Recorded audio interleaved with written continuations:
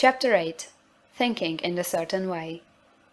Turn back to Chapter 6 and read again the story of the man who formed the mental image of his house, and you will get a fair idea of the initial step toward getting rich. You must form a clear and definite mental picture of what you want. You cannot transmit an idea unless you have it yourself. You must have it before you can give it.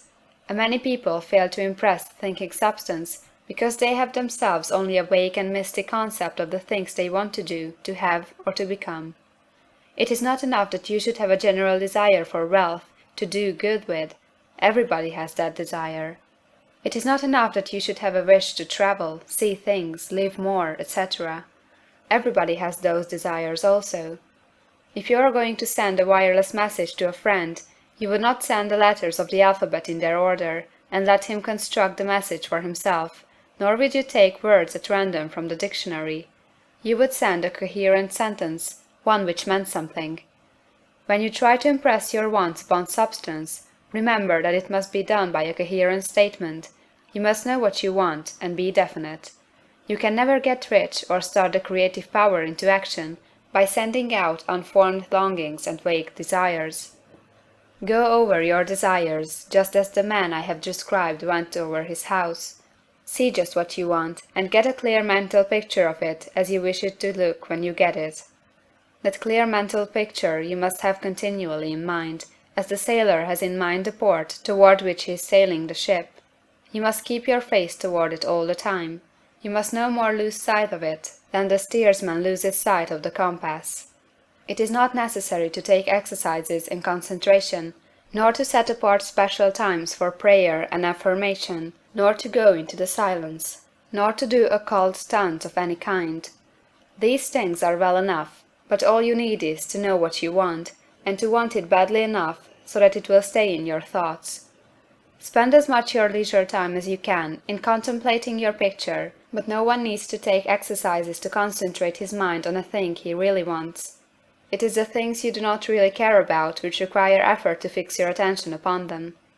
And unless you really want to get rich, so that the desire is strong enough to hold your thoughts directed to the purpose as the magnetic pole holds the needle of the compass, it will hardly be worthwhile for you to try to carry out the instructions given in this book.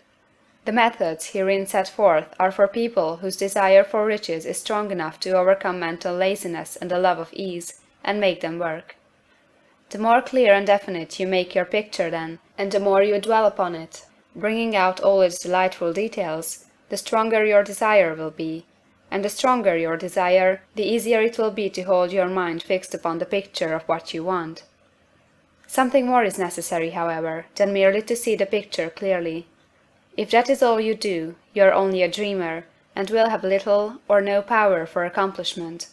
Behind your clear vision must be the purpose to realize it, to bring it out in tangible expression. And behind this purpose must be an invincible and unwavering faith that the thing is already yours, that it is at hand, and you have only to take possession of it. Live in the new house mentally until it takes form around you physically.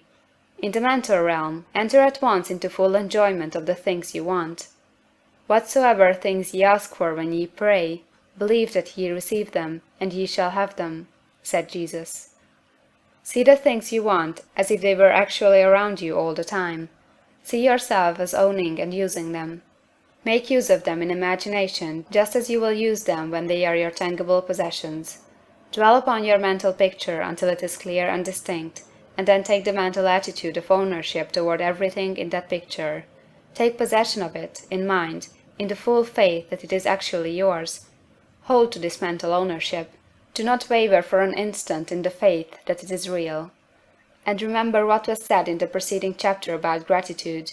Be as thankful for it all the time as you expect it to be when it has taken form. The man who can sincerely thank God for the things which as yet he owns only in imagination has real faith. He will get rich. He will cause the creation of whatsoever he wants. You do not need to pray repeatedly for things you want. It is not necessary to tell God about it every day. Use not vain repetitions as the heathen do, said Jesus to his pupils, for your Father knoweth that ye have need of these things before ye ask him. Your part is to intelligently formulate your desire for the things which make for a larger life, and to get these desires arranged into a coherent whole, and then to impress this whole desire upon the formless substance, which has the power and the will to bring you what you want. You do not make this impression by repeating strings of words, you make it by holding the vision with unshakable purpose to attain it, and with steadfast faith that you do attain it. The answer to prayer is not according to your faith while you are talking, but according to your faith while you are working. You cannot impress the mind of God by having a special Sabbath day set apart to tell him what you want, and of forgetting him during the rest of the week. You cannot impress him by having special hours to go into your closet and pray, if you then dismiss the matter from your mind until the hour of prayer comes again. Oral prayer is well enough, and has its effect, especially upon yourself, in clarifying your vision and strengthening your faith. But it is not your oral petitions which get you what you want.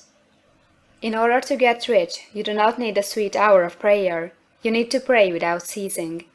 And by prayer I mean holding steadily to your vision, with the purpose to cause its creation into solid form, and the faith that you are doing so. Believe that ye receive them. The whole matter turns on receiving, once you have clearly formed your vision. When you have formed it, it is well to make an oral statement, addressing the Supreme in reverent prayer, and from that moment you must, in mind, receive what you ask for. Live in the new house, wear the fine clothes, ride in the automobile, go on the journey, and confidently plan for greater journeys. Think and speak of all the things you have asked for in terms of actual present ownership. Imagine an environment and a financial condition exactly as you want them, and live all the time in that imaginary environment and financial condition. Mind, however, that you do not do this as a mere dreamer or castle builder. Hold to the faith that the imaginary is being realized, and to the purpose to realize it. Remember that it is faith and purpose in the use of the imagination which makes the difference between the scientist and the dreamer. And having learned this fact, it is here that you must learn the proper use of the will. End of chapter 8.